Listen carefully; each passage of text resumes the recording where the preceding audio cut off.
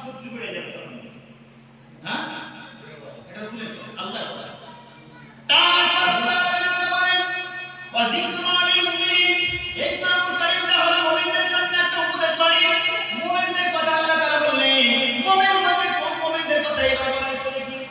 যারা মরে গেছে তারা না যারা জীবিত এখন হাজির তারা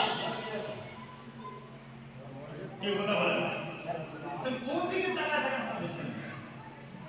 যারা মরে গেছে তাদের জন্য কোনো উপদেশ না উপদেশের মানে যারা জীবিত আছে